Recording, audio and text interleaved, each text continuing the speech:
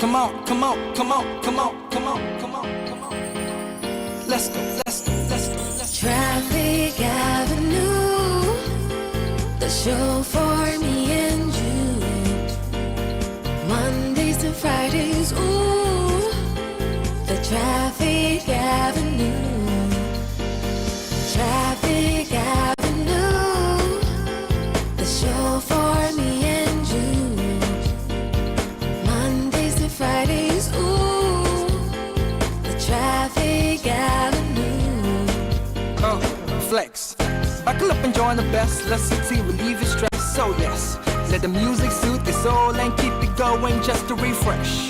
Buckle and enjoy the ride from 2 to the half of the 5. Mondays to Fridays happening live. Where we gon' have a ball, you can text your guys. Let me tell you what you really gotta do. You can count on us, we come through. We got everything you need, that's true. Are you ready for the Traffic Avenue? Let me tell you what you really gotta do. You can count on us, we come through. We got everything you need, that's true. An applause for the Traffic Avenue. Traffic Avenue, the show for me and you. Mondays to Fridays, ooh, the Traffic Avenue. City 97.3. Accra. Eyewitness News. Be there as it happens. City News.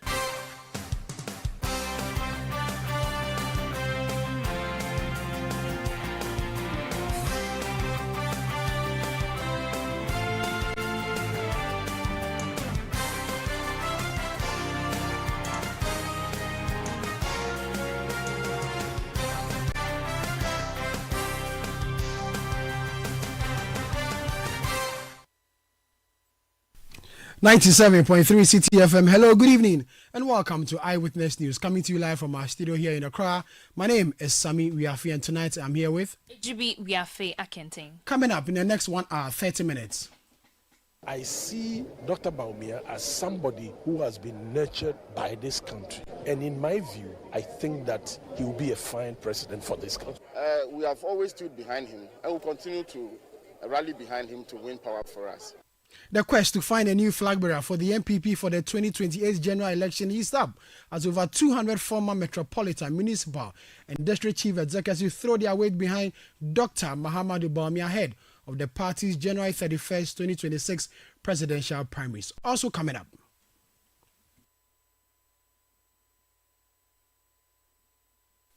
Angry teachers from the 2022 batch of colleges of education trained graduates to spend the night at the premises of the Ghana Education Service over non-payment of monthly salaries. And later on Eyewitness, policy think tank Imani Africa wants government to use Channel 1 TV's AgriFair to shape policies on agriculture. Stay with 97.3 City FM for more on this and other stories on Eyewitness News. Later coming up in business. National Petroleum Authority allays fuel shortage fears. Eyewitness News is live on affiliates across the country, around the globe. We are on citynewsroom.com. Talking about affiliate, if you're in the Western region, you can hear us on Premier 100.5 FM, as well as Beach 105.5 FM and Sky 93.5 FM in Takrady. In the Bono region, you can hear us on Greener FM 95.9 FM in Sunyani. In the Afro region, in the Ashanti region, Orange FM 107.9 in Kumasi.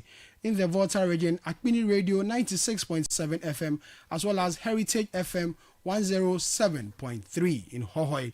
In the Northern region, Dasoma 91.1 FM in Yendi. In the Upper East region, Word FM 88.3 in Zwalungu. And the Upper West region, West Link 88.1 FM in Lora. In the Northeast region, Eagle 94.1 FM in Waliwali.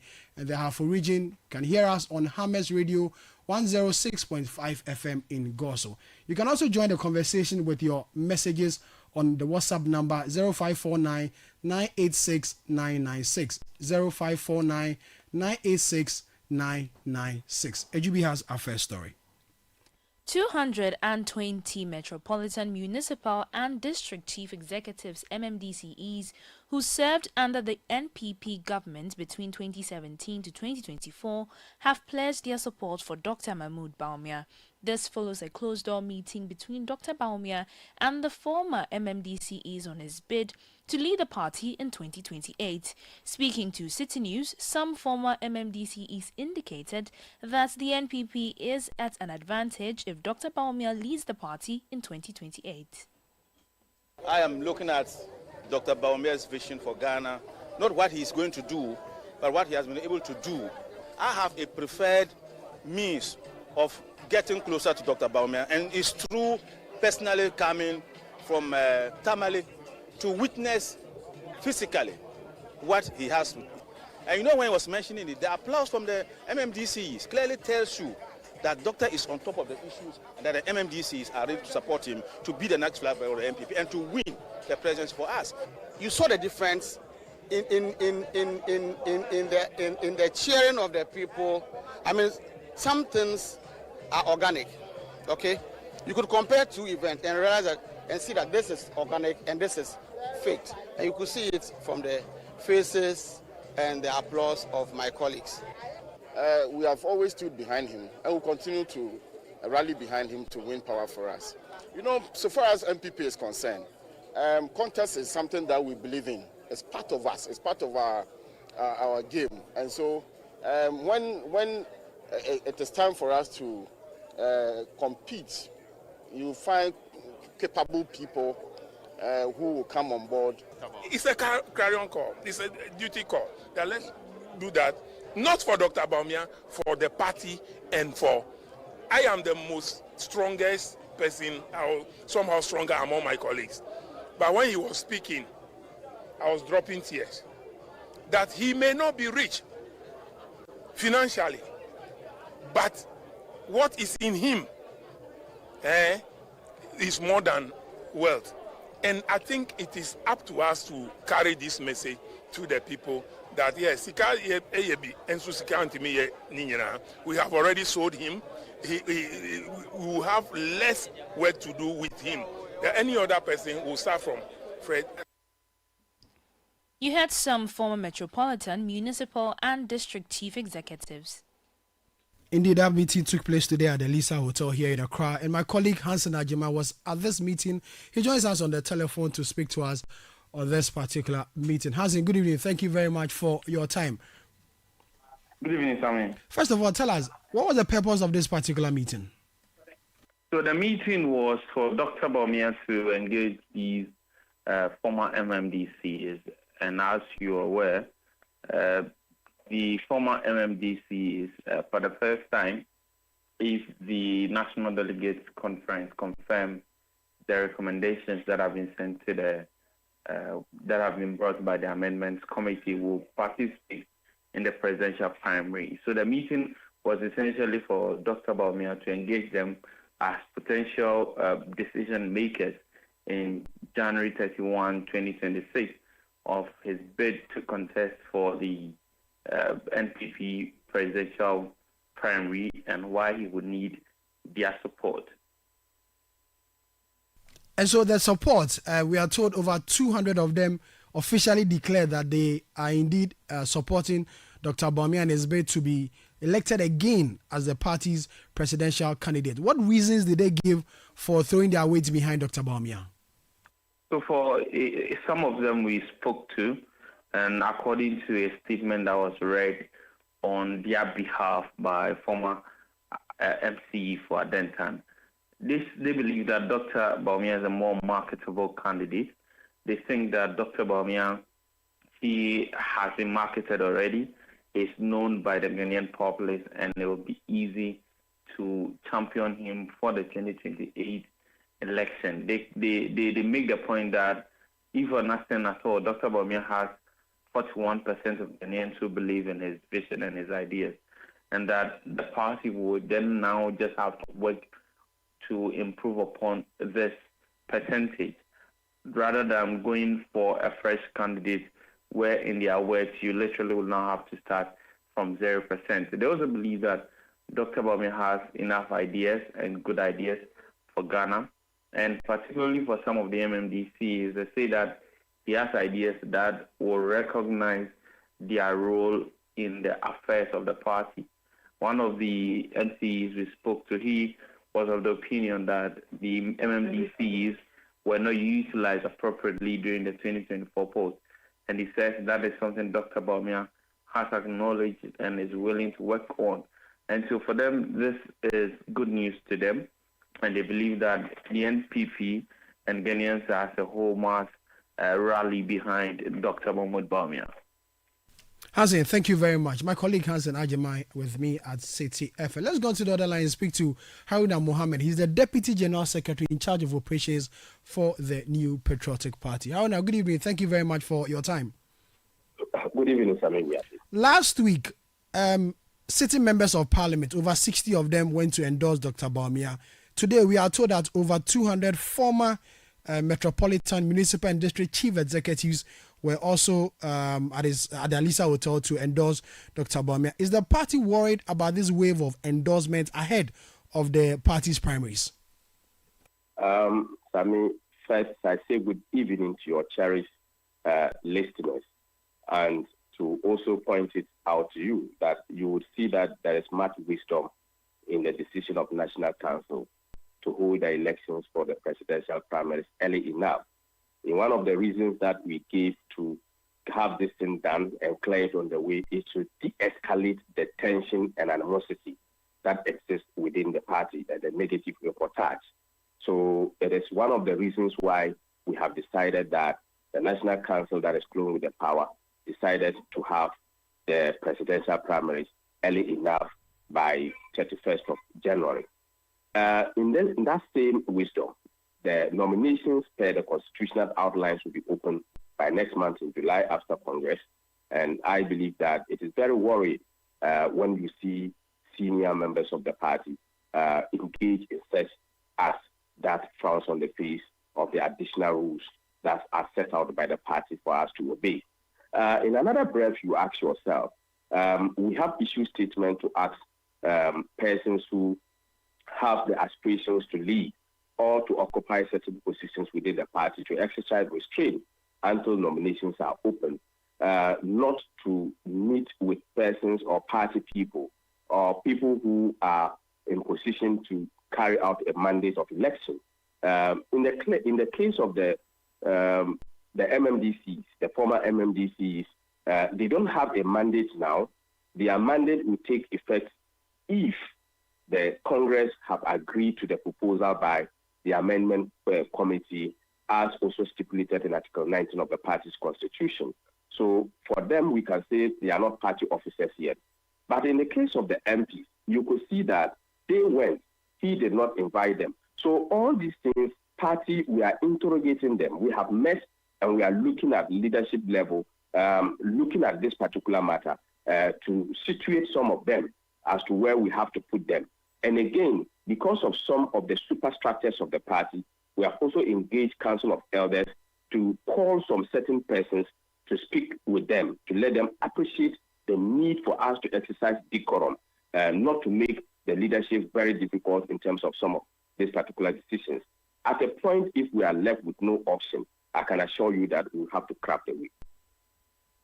Has the party officially opened the floodgate for campaigning? And if not, when does the party intend to open? So at least all these individuals endorsing will let the candidates also come out and come and campaign to these delegates who may be voting on Saturday, 31st of January.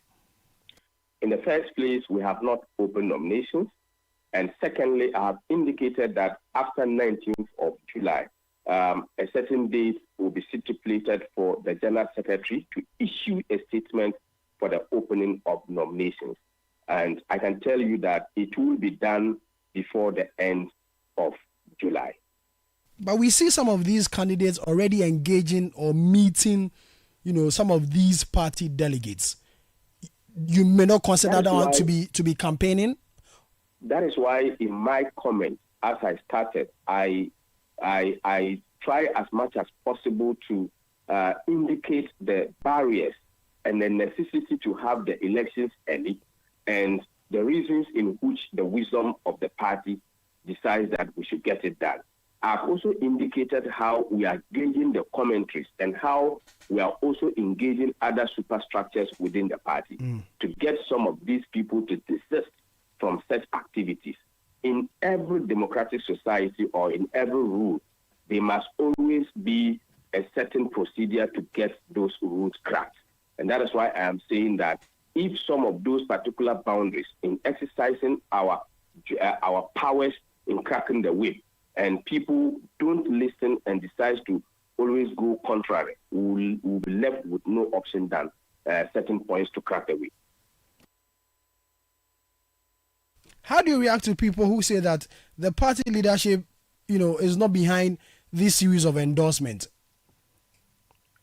I haven't heard any. I'm just hearing you asking me questions, and I am happy that it is a conditional question. People are saying these are rumors, and sometimes it's very difficult to speak to rumor. And I can tell you clearly on authority that the party leadership certainly does not have hand in anybody's declaration. We are dealing with adults, and adults have their right to position. Adults have their right to expression. And in expressing such particular opinions on decisions, we must also be guided by certain rules of the game. So we are not in any way putting up people to go about declaring or making such statements. Leadership is always minded, and we are not, I repeat, we are not behind such statements because they are adults and they can take decisions on their own. Is the party in a position to take actions against any national officer or let's say a general officer of the party from regional constituency or even to the police station who officially comes out to endorse a particular candidate? Does the party have any rules to sanction such an officer? There has always been rules, and when it comes to most of the times people don't understand when some of those particular rules are going to be applied. When it comes to the decision on a national officer of the party, the General Secretary cannot arbitrarily just get up and sanction a national officer. The procedure to sanction a national officer will have to be passed through certain procedures, and the decision must be taken at National Council. So you can proceed to write a complaint for the person to be sanctioned, but National Council has the right to deal with a national officer of the party, except in a situation where the person unilaterally forfeited his or her membership. Once that is triggered, the General Secretary doesn't need a decision of a body of the party to write a letter or a statement indicating the departure of such a person from the party. So we are always guided by sanctions or the rules of sanctions within the premise of the party's constitution.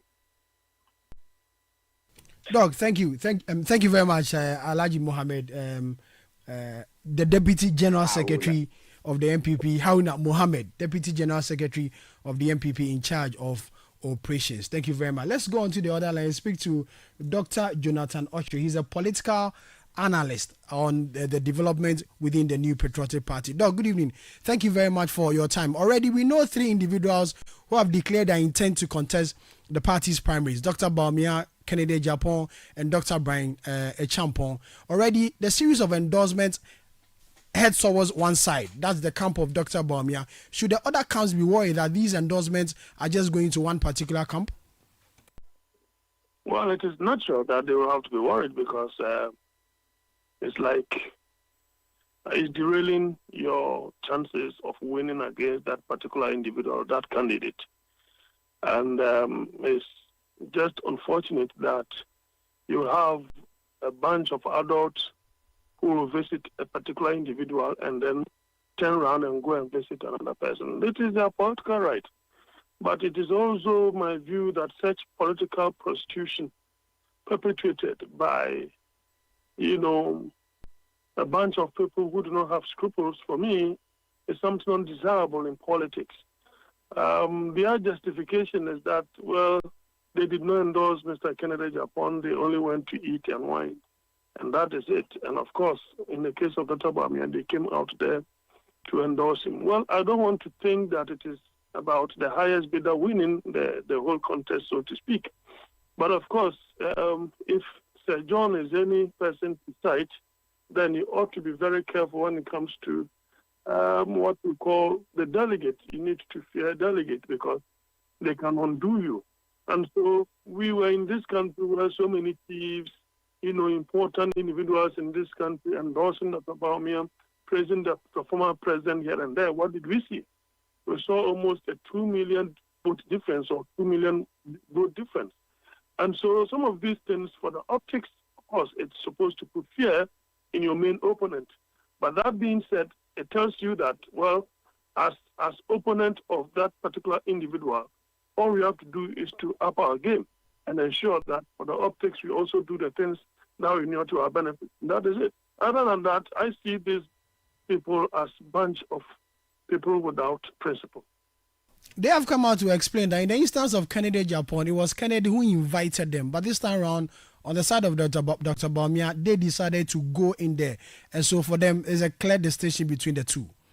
So in their mind, they are telling us that they picked their own vehicles, paid for the fuel, and if they are in a car from different parts of the country, they are going to lodge in hotels, and nobody is going to bear the cost. It is going to be borne by they themselves. In politics, I doubt. There are certain things that go on that are behind the scenes. And I think that in as much as they have the right to do so, if I were them, we wouldn't have honored the invitation of Mr. Kennedy Japan in the first place if they knew that Dr. Bawumia was the person that they are going to endorse. Because with this particular, seismic shift, what this means is that tomorrow, should Kennedy Japan win, if you have someone who is politically vindictive, he's going to, sidestep all of these people. He doesn't care what will happen to his campaign. And we need to do politics of principle. If it is Dr. Bawumia, go all out and endorse him, do whatever. Besides, there's too much indiscipline within the NPP. The national executive do not have the wherewithal to hold the center. And that is the more reason why here and there you have people throwing tantrums. And I believe that is the more reason why they wanted to conduct, this early national elections, so to speak, to elect a presidential candidate. So that once you have your leader, then everybody will fall in line, and then discipline along the line will come up. Because if you are not voted for, whatever tantrums you put in the public domain will just be hitting a snack, and that is it. That is the only way I presume, might have motivated the party to decide for an early, elections for the presidential candidate. And was that decision a good one? Was it a good idea in the first place? It would have been a good idea if they were going to conduct the elections from the bottom up. But the bottom up, the time is not due. So they are saying that per their constitution, NEC has the mandate to tinker, as it were, with opportunities like this and take a decision based upon the decisions of the time. And that is what they have done. But as to whether it will inure to the benefit of the party going forward, only time will tell. Let's talk about the political party itself. The party has come out to say that electing a flag bearer early will, first of all, reduce the acrimony within the party, because they believe that it's always the presidential primaries that brings about the disunity in the party heading into an election. And so electing that one early enough will help, reduce the tension, will bring everybody on board and ensure that the party is united heading into the election of 2028. Yeah, of course. So they are curing a particular problem, which I agree with them. But the same problem we are trying to cure will create another problem, because there is structural deficiency in using an old register to elect new officer. Using old delegate to elect new officer is structurally deficient. But they are curing a certain problem, which I agree with them. So only time will tell if that particular design or architecture will inure to the benefit of the party. I foresee a situation where if Dr. Bawumia should win, everybody else from the branch to whatever level will want to align themselves to him. And he himself could become a democratic terrorist or democratic autocracy. There could be democratic autocracy in the sense that it is just going to be one leader that everybody will have to align to. The idea of disagreement or divergent views will be limited. So that is something they will have to think about, because it will reduce democratic competitiveness. And that does not augur well for a liberal democracy, liberal Democrat, so to speak, in terms of the MPP. And they will have to, think about some of these things. As I said, I agree with them trying to cure a problem. There is something else that could also emanate from this particular procedure or, methodology. It could reduce the amount of money that they expend within the political space in terms of the elections from the bottom to the top. Because once the head is elected, anybody else from the branch and other things, you have to organize your own resources and get yourself elected. And so there could easily be some kind of apathy against them. So you have two positives, you are going to have other negatives. Thank you. Doc, thank you Thank you. Thank you very much. Dr. Jonathan Otre, he's a political analyst and a senior lecturer at the University of Cape Coast. This is Eyewitness News, coming to you live from our studio here in Accra. My name is Sami Wiafe, and tonight I'm here with Ejubi Wiafe. We'll go for a quick break. When we come back, we have more stories. Eyewitness News. Be there as it happens. Still unbeatable. Republic Bank has slashed the Citi mortgage interest rate to a new low. That means it's more affordable to own your dream home. You enjoy lower monthly installments, save on interest payments, flexible loan arrangements, and more. Make the move. Own your home at a lower teen interest rate. But hurry, this offer lasts for a limited time. Visit any Republic Bank branch or send email to myhome@republicghana.com or call Accra 054-0109-649. Kumasi 054-0109-901 to apply today and enjoy a teen interest rate. Republic Bank, we're the one for you. Oh, jump on now. Go, me. Now, what time will you come back where I don't hear the sound of your car? Why you buy new car? No, I not change my car. It be the same, right? It be the fuel way I change. Way one shouts it. Ever since I started using the all-new Excellium Premium Fuel, fortified with 3-in-1 action. Oh, Joe, now my car they run like electric car. No, it's so. This is the type of fuel where they want to. Because now engine they cost. Where they want for way if I buy it, it go protect my engine. And with the small way I buy, I go drive, sir. Absolutely. It's like strapping a turbocharger to your engine and giving it a protector. And what they bust my mind, Seth, be the 3-in-1 action, no? Excellium, they prevent up to 99% of deposit. It be anti-wear, some be anti-corrosion. Won't pay when I open them. Hey, so where can I find this magical fuel? Just head over to any Total Energy service station and your car will thank you. Hey, they make a finish my gobe fast, then rush go Total Energies. My friend, but why you hand my gobe inside? I give you info. Make a fill the gobe too small. Go! Excellium is designed to protect your car engine, decrease fuel consumption, and lower CO2 emissions. Don't say fuel, say Excellium. Choose Excellium, choose quality. Let your voice be heard on Eyewitness News on Facebook at facebook.com/Citi97.3, Twitter at twitter.com/Citi973, and Instagram at instagram.com/Citi973 with the hashtag Eyewitness News. Yeah, welcome back. You're still listening to Eyewitness News, coming to you live from our studio here in Accra. Let's read some of your text messages. Akapo in Ahafomim says, Dr. Baumia must not heed to the cause of sycophants who only seek his downfall. He was called to support Nana Akufo-Addo in his government and so must leave the political scene before he is handed another defeat. Aziz in Wa says, after performing abysmally in the just ended election, securing just 38.5% for the party, the establishment is still pushing Dr. Baumia to do what for this country? Wasn't he the one who managed the cedi at 17 cedis to $1? Certainly is a big no for Dr. Baumia. Prof. Intema says, I think the MPP guys have no respect for the good people of Ghana. You lost an election just some few months ago, and all you are doing is repackaging the same candidate and bringing him as a new product. Dr. Baumia, no. Let's still stay with the subject of Dr. Baumia in the MPP, because a recent analysis by the African Policy Lens has unveiled significant insight regarding the party's preferred choice for the upcoming presidential primaries and the general election of 2028.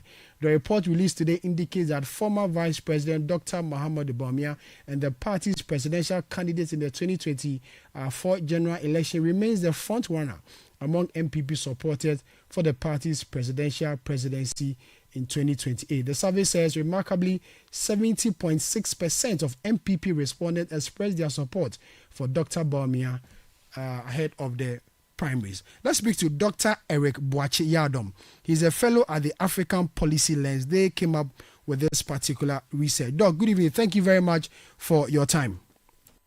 Good evening, Sammy, and thank you for having me. How did you arrive at this conclusion? So there are two legs of the study. Number one, we looked at the general respondent, and number two, within the respondent, we teased out those who have some political affiliation, like the NPP respondent and the NDC respondent. And we have, of course, the other respondent as well. So now, if you look at the outcome of the survey, if the summary, if we take the general respondent, we had a score of 52 for Dr. Bawumia. That is the general appeal of the respondent, those who, if they are supposed to select a flag bearer on the day of the survey, we have 52% for Dr. Bawumia. Then, Mr. Honorable Kennedy Japan also had 36. That is in the overall. Then, when you go into the details, you know, when a presidential candidate is being selected, the person's affiliation matters. But because we were not speaking to only delegates and both NPP and NDC supporters, we wanted to find out if a person's political affiliation influences the choice. So when we narrowed it there, we had 70.6. The NPP people or supporters, 70.6 says that percent out of 100 says that they will choose Dr. Mahmoud Bawumia. Then 21.4 indicated that they will also choose Honorable Kennedy Ohene Ejapong. Then when you come to the NDC supporters, their choice of assuming they can influence a decision as to who becomes the flag bearer for the NPP. We had 48.4 who favors Honorable Kennedy Ohene Ejapong, and 35.3. Interestingly, people with, you know, in surveys like that, there are people who will not declare their position. Those who didn't declare their position, about 44.0 favors Kennedy, and 44.5 favors Bawumia. So generally, if we look at the dynamics, Dr. Bawumia is still leading in terms of how he appeals to Ghanaians and who can lead the NPP in the lead up to 2028 elections. Now, there are several factors that the respondent indicated that they will look at to choose whether Dr. Bawumia or Kennedy. But if we look into it well, number one, they were talking about the fact that with NPP, it is not a tradition for you to go and win once. And there's a likelihood that if you present the candidate again, he may be able to win. You know, so per that tradition, if they want to uphold it, then it is also fair to allow Dr. Bawumia to go. And there's also a northern factor. The northern factor is that if they should elect a different candidate to represent the party, it will almost confirm the notion that there is a camp party, and that is the reason why they have taken Dr. Bawumia out to represent them in the 2028. Then some also make an argument that in 1992 election, Dr. What's the name? The one they represented was not repeated in 1996. You are talking about Professor Albert Dubois-Hene? Dubois-Hene was not repeated. Was the same person was not repeated. So it is not the first Then you go and look at the statistics. When Professor Dubois was not repeated, the one that they took, which is former President Kufuor, he lost the election. So is it the case that should we change and bring a new candidate so that he will repeat the history by losing the 2028 election, or we should go with the one that have been tried in the previous election and see the possibility of doing well in the 2028 election? So the factors influencing the decision are many. And also, the respondents were of the view that whatever will be said about Bawumia has been said. If we bring a new candidate, if we change and bring a new candidate, there will be a whole new campaign that the party will have to fight so hard to market and defend. But Bawumia, in one way or the other, has been marketed to a certain extent. So he needs a little push. So the dynamics of voters in the lead up to 2028 election in the NPP seems interesting. And it looks as if that the base is in support of Dr. Bawumia's quest to lead the party again.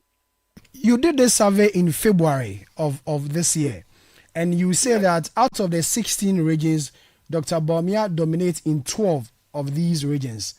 And so if you say he dominates in 12 out of the 16, and you did this in February, the dynamics could have changed 3 months down the line.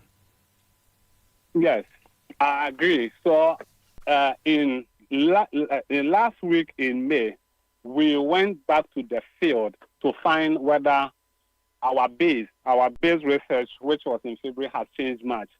So we went back and we realized that things haven't changed much. And I should also mention that this research is continuously updated, and we will be bringing the latest one. But an insight into it from our May, last week in May, field work we did shows that the sentiment that we have in February has not changed much, and that people still hold firm to the factors influencing their decision as it stands today. How many respondents did you speak to? So, if you look into our sampling calculator, out of the 8.7 million respondents, we chose a confident interval of about 99%, which gave us a sample size of 4,160 respondents. An interesting one. Doc, I'll say a big thank you for your time.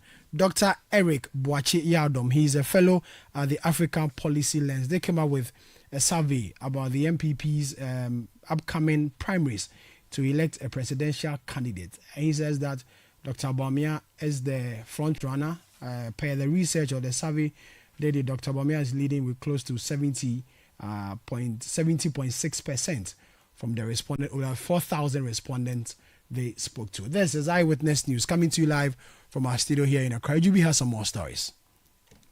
Over 100 aggrieved teachers picketing at the Ghana Education Service GES headquarters have resolved to spend the night on the premises. The teachers, part of the 2022 batch from various colleges of education, have been at the GES office in Accra this morning, demanding the payment of 10 months' salary arrears and the immediate processing of their staff identification numbers. Addressing the press, one of the teachers said the group plans to petition Parliament tomorrow. Legally, Juma for 10 months. Now, almost staff ID and my if you staff ID, don't say, they are not paying, They should give us reasons, and with immediate effect, we want our staff ID, or else Friday term and then last time you move to local school until we get our staff IDs and then our money, we are not going to school. Into the ideal decision we want to take when we are taking a start. That they are free if they are going to the family will be free enough, will be free anything. We are staying, yes, we are staying. We are staying, please. We are staying. Finance Ministry, after presenting petition, then fast forward, we proceed to Parliament. So that's the decision now. You heard one of the protesting teachers at the Ghana Education Service. Let's speak to one of the aggrieved teachers, Maxwell Adogo. He is one of these aggrieved teachers who is currently at the premises of the Ghana Education Survey. Maxwell, good evening. Thank you very much for your time. You plan, I mean, if I say you and your other colleagues plan to spend the night at the Ghana Education Survey, did you prepare to spend the night? Did you come along with your mattresses and the rest? Good evening, and good evening to your cherished listeners. Yeah, as it stands, we've come. Except for our mattresses, we brought our mosquito nets and other things. And so you are fully prepared. First of all, tell us, what are your demands? Okay, so as it stands now, we are newly recruited teachers from the colleges of education. And as it stands now, we have not received our staff ID, even though we received our clearance, that's 5th July 2024. And our appointment letters were in August and reported for work, and that's September. So right from September till now, most of us have not received our staff IDs. And even those that have received our staff IDs, some of them are yet to receive even a month's pay after this 10 months of serving the nation. And what explanation have you been given for the long delay?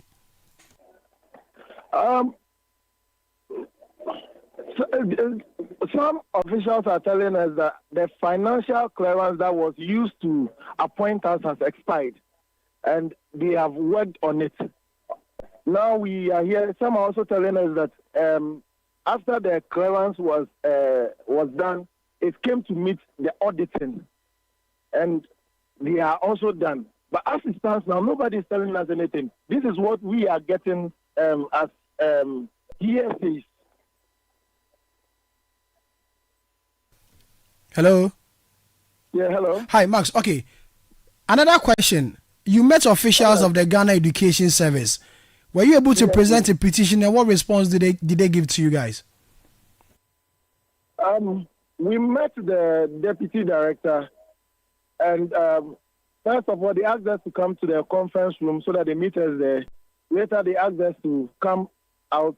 She came to meet us downstairs, and all that she could tell us is that she doesn't know the caliber of people she's speaking to, and that the sun is scorching her, and she returned and left us. That's what she told you? Yes, that's what she told us. And this is the deputy director? Yes, please. Okay, just hold on. Let's just hear what exactly the deputy director of the Ghana Education Service said, Professor Smile GC. Honorable Haruna is a very listening person. He's been working very hard with the Director General, all of us, to solve problems. There are so many categories of teachers, and there are a lot of issues that we have been solving since January. Even 2 weeks ago, the Director General himself, my good self, my brother, and other directors, we had a meeting with the controller, Akata controller himself, and his team at their place, just to find solutions to some of these numerous problems. And as you said, some of the problems are getting solved. So how can I stand in the sun here and provide all the answers to your problem now? As I sit here, please, I don't even know the category of teachers I am speaking to.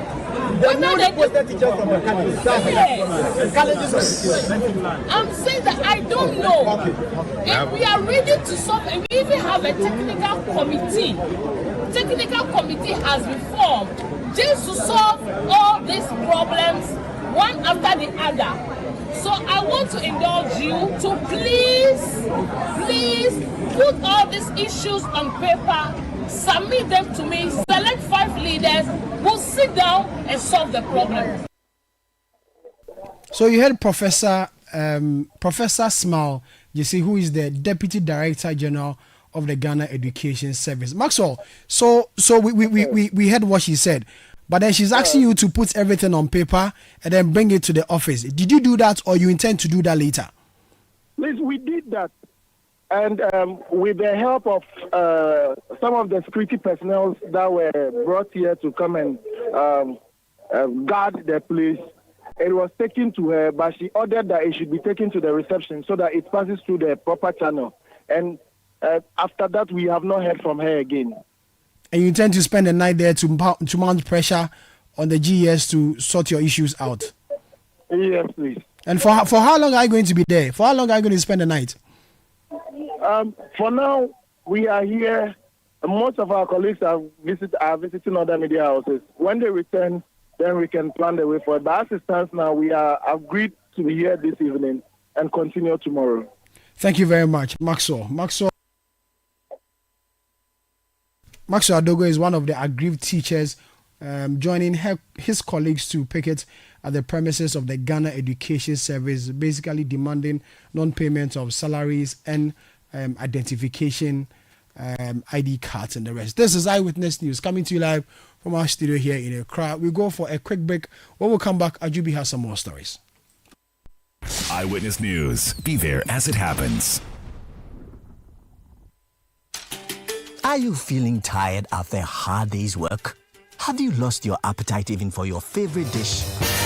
Viral Blood Tonic is a nutritionally balanced, pleasant-tasting tonic fortified with iron and vitamins to boost your appetite and energy levels for high performance. Viral Blood Tonic, easy to take and good for the family. Viral from Danex Iting Starwin PLC. If symptoms persist after 48 hours, consult a physician. This advert is FDA approved. Charlie, where are you? Boss man, I'm at the bank. Really? But your car is in front of your house. Bro, my bank on my phone, Charlie. Oh, how? EcoBank, bro. With EcoBank mobile app, I can do everything, anywhere, anytime. Listen, I just checked my account balance, paid Ahmed's school fees, and sent money to my grandma at Walwale. Oh, wow. Wow. Masa, just download the EcoBank mobile app from the Google Play Store or the App Store, or dial *770# and be your own bank manager. Manager. Whether to pay bills or fees, to check account statements, send money across Ghana, abroad, and more, EcoBank mobile app has got it covered. EcoBank Mobile, making everyday people live everyday lives the EcoBank way. EcoBank, the Pan-African bank.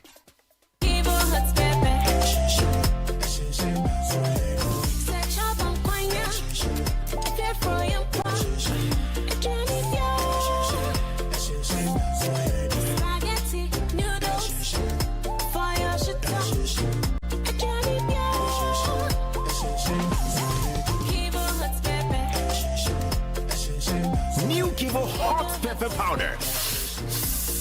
Moko Shoo. This advert is FDA approved. It's your day off and you end up looking after the baby while your wife goes off to work. You realize you have no idea how to change a diaper. So you video call your wife. Hello, darling. Yeah, hello. Hello. Kojo, is everything all right? Everything is not all right. I'm not seeing Topo. How do I change a baby's diaper, please? Kojo. Okay, first, put the diaper. The video call freezes. While you wait for the internet to catch up, the baby sprouts a fountain and wets the diaper. As you are getting a new one, your wife comes back online. Kojo, no. But I have to go and get a new diaper. What must I do next? I beg, quick. Open the front of the diaper. It's the side that has... Wow, look. The video freezes again. Abba. By now, you know where the conversation is going. There's no buffering in real life, so why accept it from your internet connection? Get connected and experience ultra-fast internet to your home, powered by MTN Fiber Broadband. From the Internet Masters. MTN, everywhere you go. Let your voice be heard on Eyewitness News on Facebook at facebook.com/Citi97.3, Twitter at twitter.com/Citi973, and Instagram at instagram.com/Citi973 with the hashtag Eyewitness News. You're welcome back. You're still listening to Eyewitness News, coming to you live from our studio here in Accra. My name is Sami Wiafi, and tonight I'm here with Ejubi Wiafi, who has some more stories. Now, policy think tank Imani Africa has lauded Channel 1 TV's Agri-Fair as a timely and transformative platform that redefined the national conversation on agriculture, pushing the sector beyond its traditional image as a rural safety net to a core driver of Ghana's economic growth. In an assessment of the just-ended event, Imani described the Agri-Fair as a major turning point, noting that the discussions at the three-day event reflected a shift to full value chain thinking, a comprehensive approach that links production with processing, financing, marketing, and export. Imani observed that the conversations at Agri-Fair helped expose the structural weaknesses holding back the sector, including underinvestment, weak extension systems, and poor access to finance. Away from that, the Ghana Health Service has confirmed 10 new cases of Mpox in its latest update released on Sunday. This brings the total number of confirmed cases in the country to 117 since the disease was first detected. No new deaths have been recorded, with the overall death toll still at 0. The service also reports that there are currently no active hospital admissions related to the disease. The public is being urged to maintain personal hygiene and avoid close physical contact with suspected cases to help prevent further spread. The Chamber of Petroleum Consumers Ghana, COPEG, is urging government to remain committed and focused on efforts to revive the Tema oil refinery. This call comes after the refinery indicated plans to resume full operation by October 2025, a move expected to significantly reduce Ghana's reliance on imported refined petroleum products. In an interview with Citi News, the Executive Secretary of COPEG, Duncan Amoah, stressed the importance of sustained government support in the refinery's revival process. TOR at present has sound leadership. As to whether it will have sound investment options to drive forward the refinery, I cannot say at this point.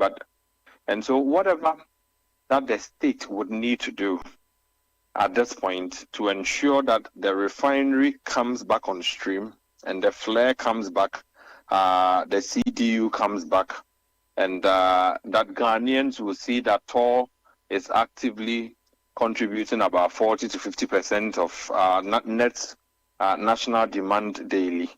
We should see our political leaders make every effort at this point to give the Ghanaian consumer that confidence that it won't be business as usual with the refinery, and that we're going to put in whatever investments that are needed.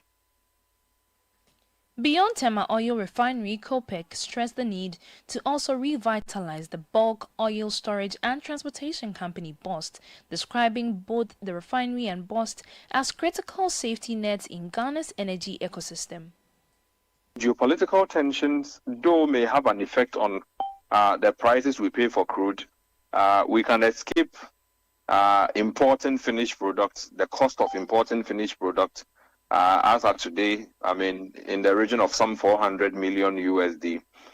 We should be able to bring that down or use our refining space to be able to contain the geopolitical tensions. Again, cost would also need to be looked at, because those two are your safety nets, and once you don't prop them or bring them back to some efficiency or some utilization, you are simply going to depend on other foreign markets for your supply of petroleum products, and that is unsustainable.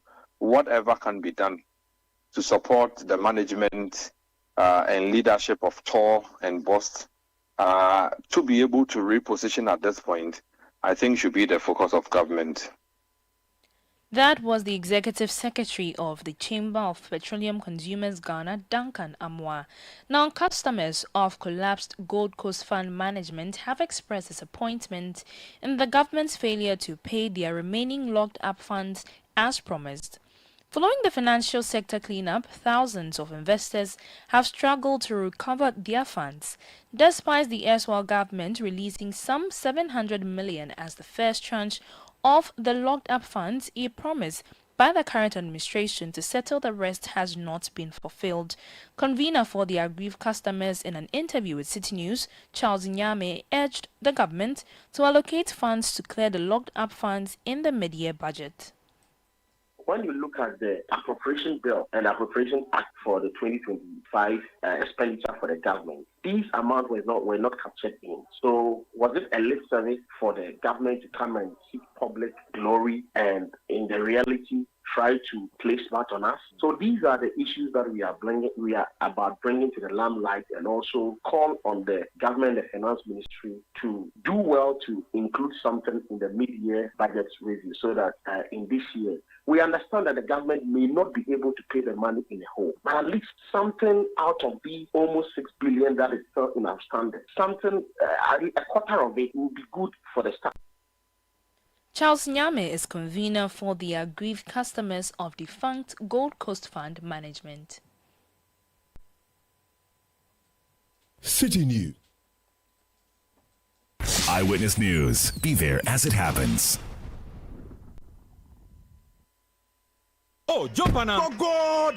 Google me. At what time will you come back where I don't hear the sound of your car? Why you buy new car? No, I not change my car. It be the same, right? It be the fuel way I change. Way one shouts it. Ever since I started using the all-new Excellium Premium Fuel, fortified with 3-in-1 action. Oh, Joe, now my car they run like electric car. No, it's so. This is the type of fuel where they want to. Because now engine they cost. Where they want for way if I buy it, it go protect my engine. And with the small way I buy, I go drive, sir. Absolutely. It's like strapping a turbocharger to your engine and giving it a protector. And what they bust my mind self be the 3-in-1 action, no? Excellium they prevent up to 99% of deposit. It be anti-wear, some be anti-corrosion. Won't pay when I open them. Hey, so where can I find this magical fuel? Just head over to any Total Energy service station and your car will thank you. Hey, they make a finish my gobe fast, then rush go Total Energies. My friend, but why your hand my gobe inside? I give you info. Make I feel the gobe too small. Go.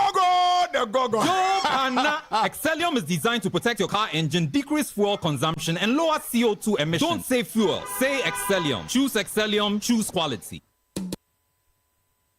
Eyewitness News. Be there as it happens.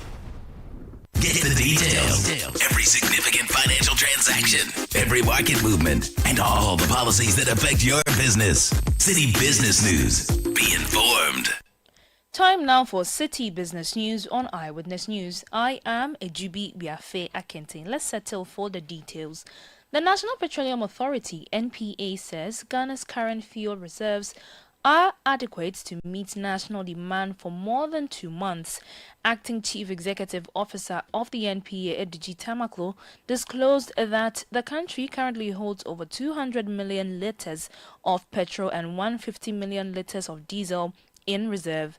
His comments follow warnings from the Chamber of Oil Marketing Companies that Ghana's state-owned reserves may be running dangerously low, with the bulk oil storage and transportation company BOST reportedly having less than a week's supply. But addressing the Parliamentary Select Committee on Energy at Senchi over the weekend, Mr. Tamaklo allayed fears of a looming fuel crisis. I can assure the good people of Ghana that currently, as we speak, we have enough stock or reserve to last us beyond 2 months. Yes, and with all efforts, we are confident that we wouldn't have any problem with supply disruptions at all. We have for petrol, that's almost over 200 million liters of petrol in the country. When you look at diesel, we have in excess of 150 million liters. So these are enough stock that can last the country for a long time. Edigi Tamaklo is Chief Executive Officer at NPA. Leveraging existing poultry associations is the only way for an effective rollout of the government's Nkoko Nkete project. That's the assertion of poultry farmers in the country. The initiative aims to reduce poultry imports and promote local production and is expected to launch next month, according to Agriculture Minister Eric Opoku, who made the announcement at Channel 1 TV's Agri-Fair over the weekend. But responding to the plans, Chairman of the Greater Accra Poultry Farmers Association, Kwame Ntim Dodu, cautioned that bypassing organized farmer groups and targeting individual households could undermine the monitoring and impact of the project. Some of us see this as maybe the government trying to be benevolent to Ghanaians, because if you should give 10, 20 birds, chicken to people, That means it's money you want to give Ghanaians as a benevolent act, but not to expect any payback in terms of investing that amount of money out and expecting any payback, any returns from such an investment. If the government is serious about targeting the benefits of making sure Ghana is self-sufficient in the production of poultry and its products, eggs and the meat, then we will plead that the government meets with the identified poultry bodies. The Greater Accra Poultry Farmers Association is there, the Women in Poultry is there, and Accra Regional Poultry Farmers Association, a number of them across the regions, Kumasi, Central, Western regions, in the North, Bruma, Hafo. So if we as a nation wants to make sure we gain from the benefits in the value chain of poultry production or poultry sector, then the approach may be different, may have to be different. Kwame Ntim Dodo is chairman of the Greater Accra Poultry Farmers Association. Away from that, the Ghana Export and Import Bank, Ghana Exim Bank, has promised to continue supporting Citi FM and Channel 1 TV in the drive to promote agriculture and boost Ghana's export of value-added products. Exim Bank believes strategic partnerships with institutions that champion local production and value addition are key to accelerating economic transformation. Speaking at the just-ended 3-day agri-fair organized by Channel 1 TV, acting CEO of Exim Bank, Sylvester Mensah, commended the two stations for its sustained advocacy for agribusiness development. I want to commend Citi FM, Channel 1 TV, and my very good friend, Samens, for the good work and the leadership he's providing in Channel 1 TV. It is through his leadership and innovation that we are having this program. Exim Bank would always support and sponsor programs of this nature. It falls within our domain. It's an area that we are always ready to partner, and any day, anytime, Citi FM, Channel 1 TV is ready with an idea.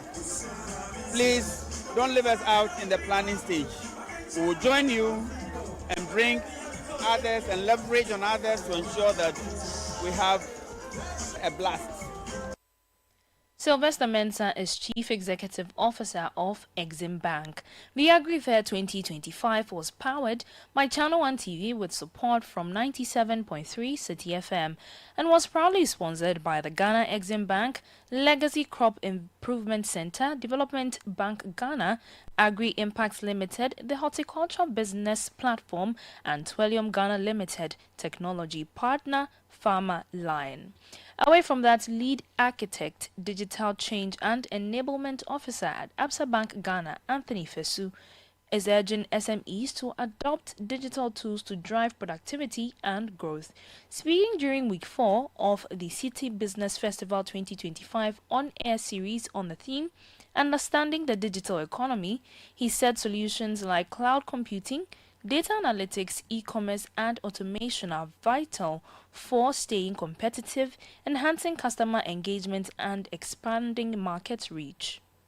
The businesses that are using technology, it makes it a lot easier to work with them because now you can understand what their business is really about. And if you have to provide financing for them, you have some data to work with, some analytics that you can see. So for example, if you are selling at Makola once again, and you have data about how many customers you have, how much is in your warehouse, how often you travel to bring in things, this makes it a lot easier for us at the bank to provide you the kind of services that you really need for your business. And so I would encourage a lot of businesses to look at, as they are looking at different ways of growing their business, we need to shift towards the technology and use that to get to more customers. Anthony Fesu is lead architect, digital change and enablement officer at Absa Bank Ghana. Now, trader and passenger movement between Ghana and Burkina Faso is set to improve significantly as Africa World Airlines confirms July 1, 2025 as the official start date for its new Accra-Ouagadougou route. The new route is designed to support regional integration and simplify intra-African travel, particularly within West Africa. At a media soiree on Friday, head of brands and communications at Africa World Airlines, Godfred Issel, announced that the service will operate 3 times weekly on Tuesday mornings, Thursdays and Sundays at competitive and affordable rates. You know, during his launch, he promised the people of Ouagadougou that he will ensure that there is a national carrier to Ouagadougou. So in light of that, AWA said, hey, who is the best airline to do it than we? So that's informed the Accra Ouagadougou route launch. So first of all, you save 6 to 8 hours. So instead of connecting to other airline or other connecting flights because of the direct route. Aside that too is about the pricing, because our starting rate is $290. Where would you have it? Nowhere than Africa World Airlines. That was Godfred Issel, Head of Brands and Communications at Africa World Airlines. Now, General Manager of TCL Middle East and Africa Business Group, Sunny Young, says the company is placing strong focus on innovation, especially the use of artificial intelligence, AI, in its products as it expands across the African markets. Speaking at TCL's 2025 West African Regional Launch in Accra, Sunny Young said the brand remains committed to delivering smart technology that enhances everyday life. We have to create the value. We create the value for our partner and our consumer as well. Now, TCL is focused on the AI technology that is not only for one product, this is the whole range of products like our TV and our AC as well. So that is the technology we are focusing on. So I also would like to share some key performance with you. You see, as up to now, you see from our TV ranking, we are globally export for top 2, number 2, and AC as well. So that's all the achievement. Of course, is without our partner, without our consumer, we cannot do that.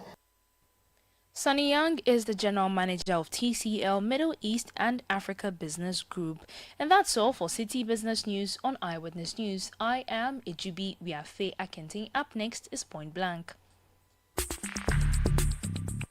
Let your voice be heard on Eyewitness News on Facebook at facebook.com/Citi97.3, Twitter at twitter.com/Citi973, and Instagram at instagram.com/Citi973 with the hashtag Eyewitness News.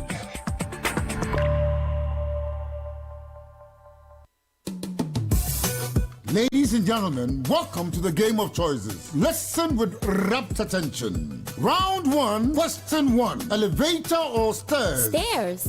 Now the second question. Less than 4 hours or at least 6 hours of sleep at night? At least 6 hours of sleep. The last question. Yomi yogurt or... Yomi yogurt, of course. Oh, I'm not done. No need. That's my choice. Yomi yogurt. Life is full of choices. Always remember that the choices we make today shape our tomorrow. Whether it's a morning start, a midday snack, or a dessert, our delicious Yomi yogurt is here to nourish you. Yomi, a nourishing choice. This advert is FDA approved.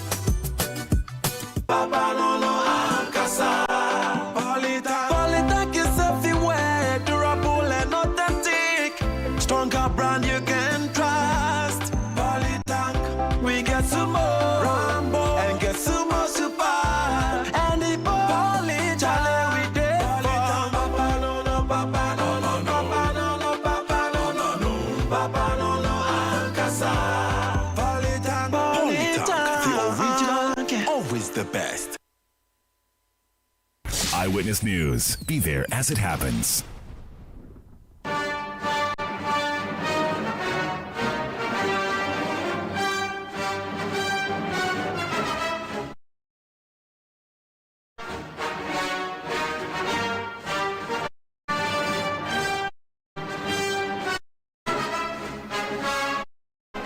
You're welcome.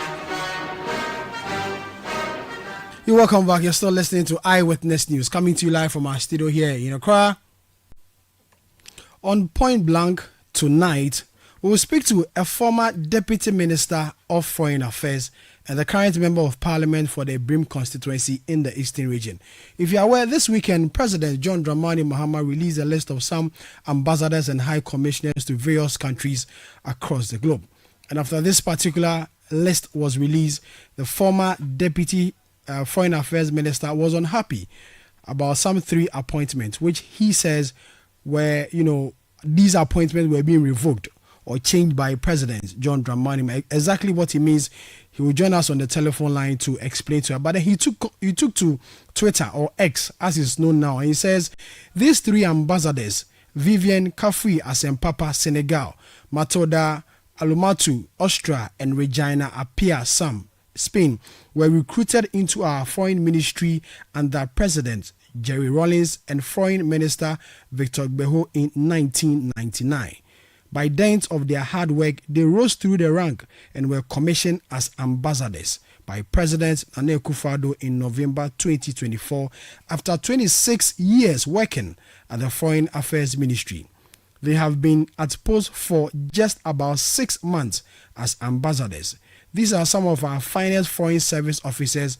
Why have their names why have new names been replaced or submitted by President Mahama? What is their crime? These are career officers, for Christ's sake. Now, Charles Oredu joins us on the telephone line to explain this particular tweet and why he feels the decision of the president to replace these ambassadors was not in the right place. Thank you very much for your time and good evening, sir. Yeah, good evening. Charles, first of all, why do you think replacing these people was not right? You say that they are career ambassadors. That means career ambassador cannot be replaced? Thank you for the opportunity. Far from that, I'm not saying that career ambassadors should not be replaced. Ambassadors serve at the pleasure of His Excellency the President. So as and when the President decides to change an ambassador, the President can easily do that.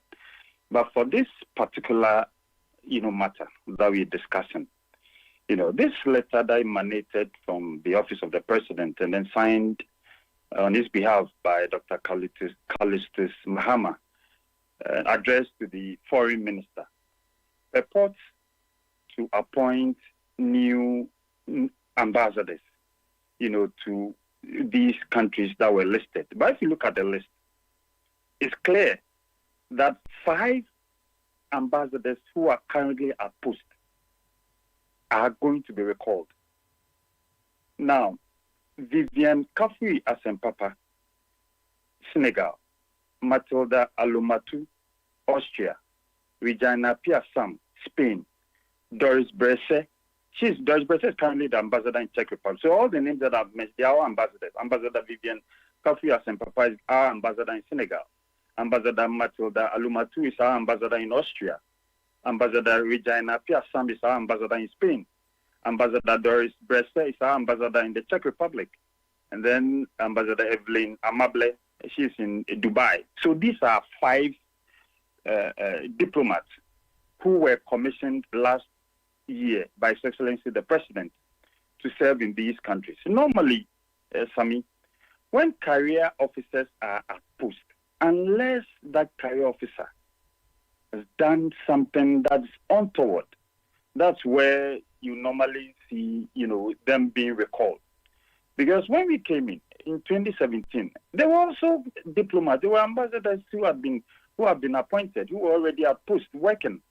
We allowed them to finish their tour of duty before new ambassadors were posted. So with this list, if the president is saying, per the letter, if the president is telling the foreign minister to initiate the processes for their confirmation, then what it means is that the foreign minister will write to the countries of these ambassadors where they are stationed. The foreign minister will write to his colleague foreign ministers and indicate to them that we want agreement, that is an agreement between you and then the government of Ghana, indicating that the new nominees that I'm sending to you are acceptable. So once they are okay, then the ones at post now, the ambassadors at post now will be recalled. Then my issue is that what have these ambassadors done? What have they done? Because they've been at post barely. Ambassador, our system, normally an ambassador goes out and then normally 4 years. You don't do anything wrong. You don't do anything untoward. You normally serve for 4 years. Then you come home. So these people have been there, some 3 months, some 4 months, some 8 months. Why are you recalling them? Why are you changing them? And then for me, what even is curious is that these ambassadors are not even aware that they are being replaced. They are not even aware that an agreement has been sent to all their countries that they have jurisdictions over. So what is the purpose of this letter? Why are they being recalled? What have they done wrong? Is it because President Akufo-Addo commissioned them? Or do they think that per the letter signed by the Chief of Staff saying that all appointments that were made in November would have to be revoked? So they think that they can extend this to our diplomats. It doesn't work that way in the diplomatic circle. So I mean, when you do that, you become a laughing stock. Because I know, for the case of, say, even Spain, she presented her credentials to the King of Spain somewhere in February. Then the next 3-4 months, she's being recalled and then replaced by another person who is going to also present her credentials. It doesn't work that. When you do that, because everybody knows that these are not political appointees. They are serving officers of Ghana. And then they were all recruited under Jerry Rawlings. And they revered Victor Beho, who was the foreign minister then. So you cannot say that, they are tinted by political colors, or that they were recruited under an NPP regime. They were recruited under Jerry Rawlings, 1999, under Victor Beho. So what crime have they committed? What have they done wrong? Why are they being recalled? Why is a new list being submitted? Why are agreements being sent to the hosting countries of these ambassadors? These are the questions that I've been asking. And up to now, I've not had any response from the government. Maybe, Charles, they have done something you do not know. Maybe. I'm just assuming, or we are just assuming that maybe they've done something we do not know. The decision why the president may want to recall them or replace them in these particular countries. From where you sit, you have any information as to whether they've done anything wrong? Oh, Sammy, you know my background. I've worked at the foreign ministry for like 4 years. You know, after that, I was also sent out as the High Commissioner to South Africa and the other countries. So I have, sources within the foreign ministry, that I speak to. So I'm telling you today, Sammy, that as we speak, I can tell you, I can vouch for these officers. I worked with them. I went to meet them at the foreign ministry. They've worked at the ministry for about 26 years now. I went to meet them there, and they are respected diplomats. We work with them, and so I don't see anything wrong with them being at post and then continuing their services to this country as ambassadors. What have they done wrong? And then what is even curious, like I said earlier, is that none of them seems to be aware of any crime that they've committed, of any wrongdoing that they've done. You see, when you do this, it creates, some tension within the foreign ministry, which is unwarranted. We don't want this. They are career diplomats. Let them. As a political ambassador, immediately I won my primaries in Ebrim. I had a discussion with the president. I'm the president. You know that now I've won these primaries, so I can't continue being in South Africa representing your interests. I need to come home and then work within the constituency to win my seat as a member of parliament. The president understood me, and then changes were made. I was asked to come home, so I was recalled. I came home to continue with my campaign. All the other political appointees, their mandate ended with the mandate of the president. So when the president ceased to be the president on the midnight on the 6th of January, all the other ambassadors, especially the political ambassadors, also ceased as ambassadors. But for the career diplomats, for the career ambassadors, they were still at post because that has been the norm. That has been the norm. That's been the norm. But Charles, it could be the case that the president is recalling them and then reposting them to other countries. That can be the case. The president is not done that. He's not recalled them. The president has not recalled them. There's no any letter to the effect that these ambassadors are being recalled. There are 5. There's no any letter. There are so many vacancies within the missions.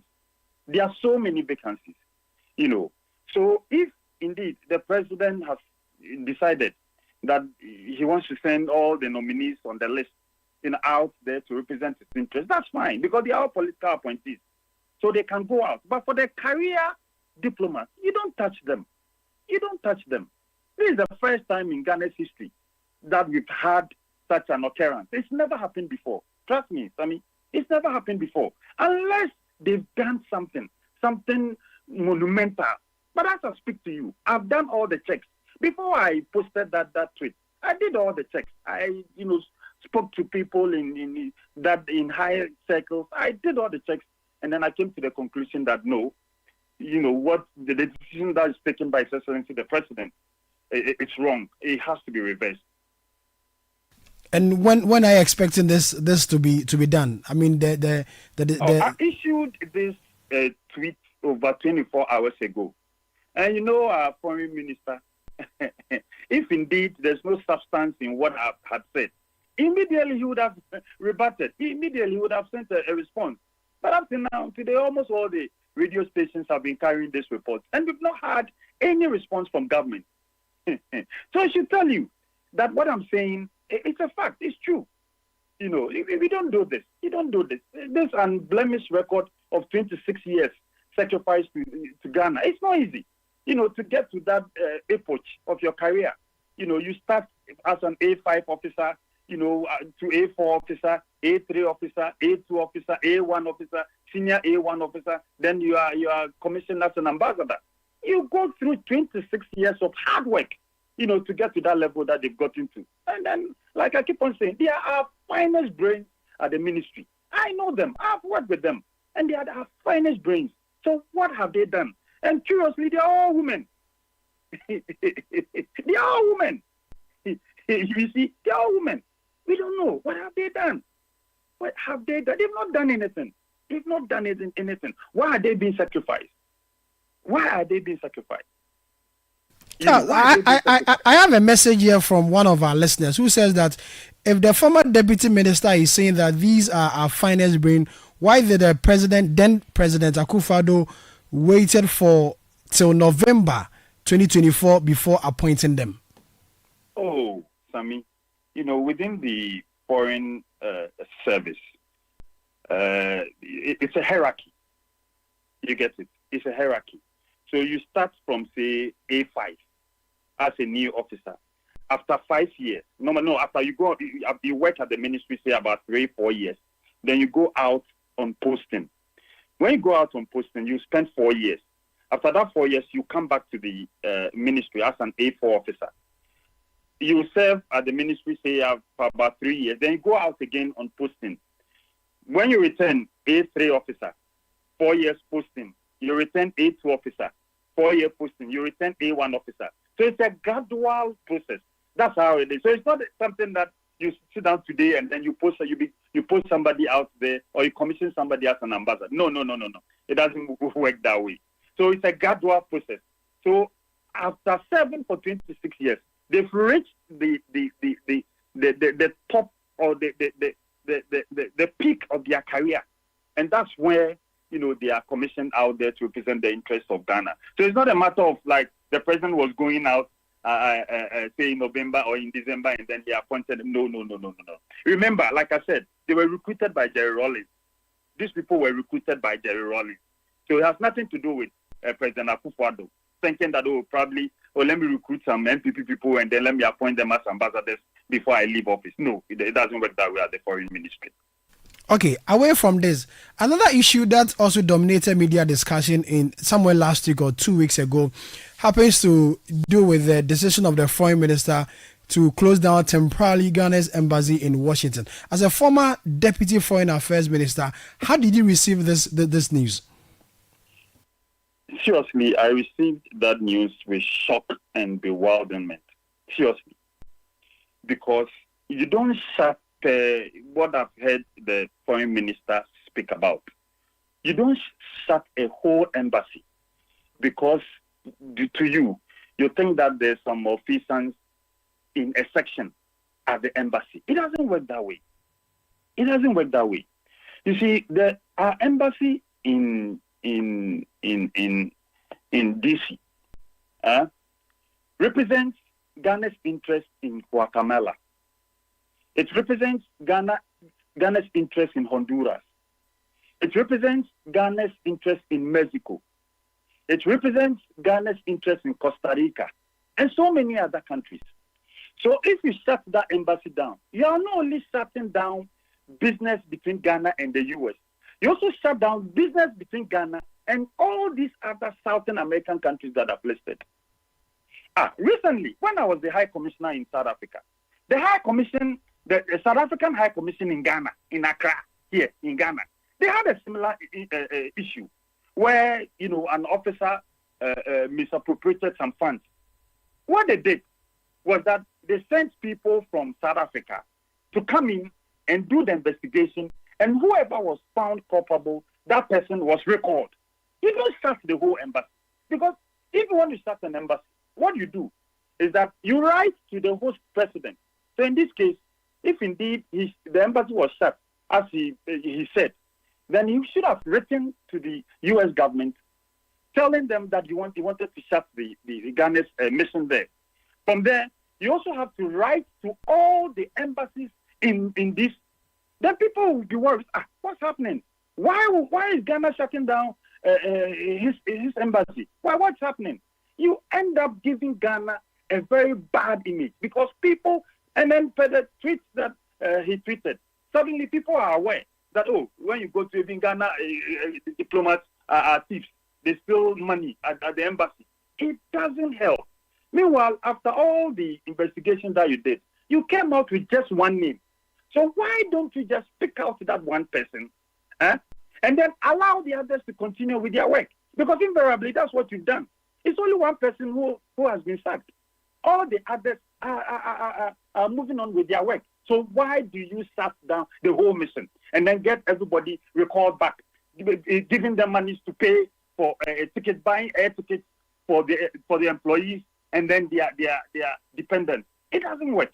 I thought that whoever advised the foreign minister was wrong. That decision was wrong. And I told him that decision was totally wrong. You don't do that within this diplomatic circle. So when you do that, you send wrong signals, and then people will look at your country in a certain way. Well, the matter has been resolved. Well, he came out with a report which was read on the floor of Parliament, which I'm sure you were present, and that the embassy has been, reopened for the necessary work to be done. But in going forward, how do you advise him to handle these issues, especially being someone who's been there for over 4 years? 4 years as a deputy minister. What advice will he give him in handling such issues when they pop up, in future? You see, Sami, when it comes to diplomacy, sometimes you need to take your time. Remember when the foreign minister's name was mentioned as a nominee of His Excellency the President for the position of the foreign minister. One thing that he did that I thought that was good was that he went around consulting the former foreign ministers. I saw photos of him, consulting former foreign minister Victor Beho, who recruited these ambassadors that they are trying to recall. I saw him with Obeda Samoa. I think the only person that I didn't see him visit is Honorable Shelley Ayoko Boche. I think apart from that, I saw him, visiting some of the older foreign ministers. That's what you do. You consult. Sometimes in diplomacy, propaganda doesn't work. This aura thing, you can't take it out, to this international forum. When you do that, you end up embarrassing yourself and your country. You don't do that. When matters come, take your time, investigate, and whoever is found culpable, that person is uprooted. That person is recalled, and then that person is dealt with. If I was the foreign minister, having received such a letter from His Excellency the President, I would have gone back to the President.